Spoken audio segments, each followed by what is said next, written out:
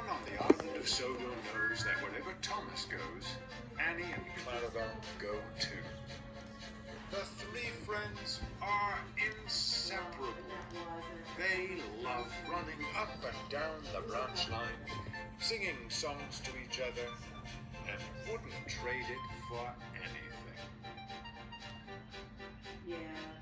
One day, Thomas was waiting for Henry's passengers to board his train at the junction. As he waited, he chatted with Henry's coaches.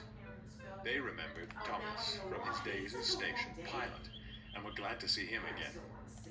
They told him all about their adventures on the main line. Thomas was so enthralled, he didn't notice the guard's whistle. "Do come along, we mustn't be late. Do come along, we mustn't be late," sang Annie and Clarabelle. But Thomas didn't sing. "Goodbye," he called to the other coaches. "I hope I can hear more about your other adventures soon."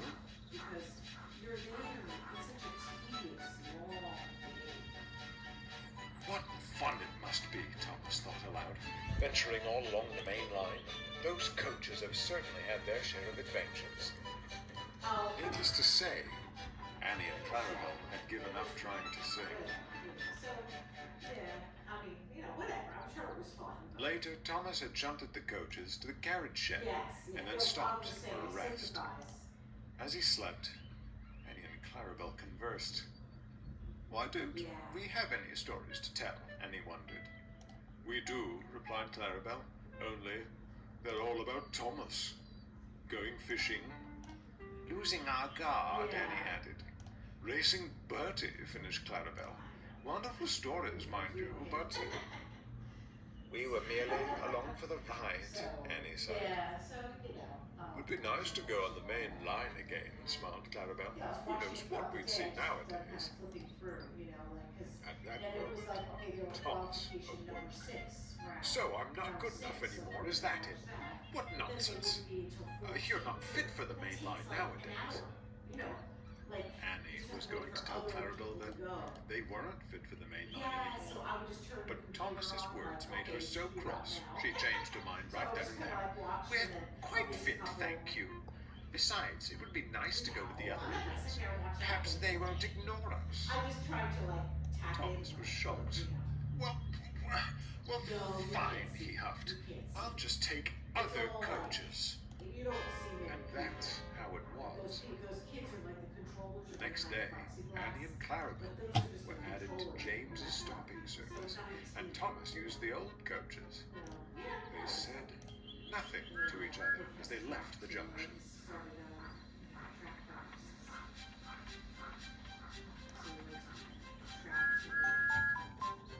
At first, things went well. Thomas felt pleased.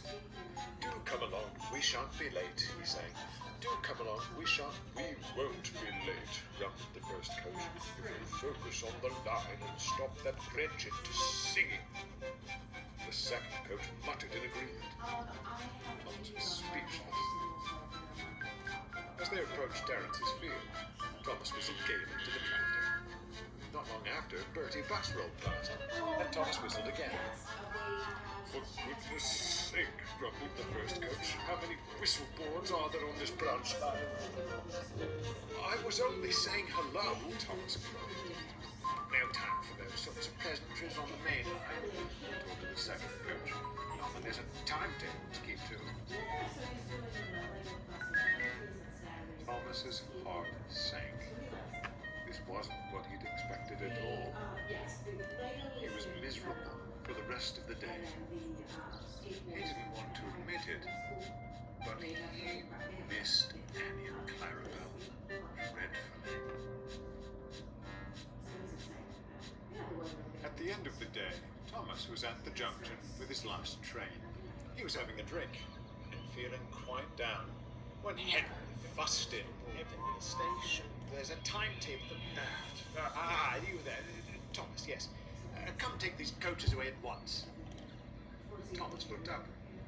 At the rear of Henry's train were Annie and Clarabelle. "These silly things haven't stopped singing. Do come along, you'll all be late. I've been on time all day, thank you." Thomas couldn't help but laugh. At once, he coupled his coaches to Henry's train. Henry snorted off indignantly. I'm sorry, you two, said Thomas sadly. I shouldn't have been so rude. My day has been dreadful, interrupted Annie sadly. Ours too. We missed you dearly, added Clarabel. Those mainline engines treated us awfully. Some adventure that was. Disgraceful, huffed Thomas. They should be so lucky to have you on their trains.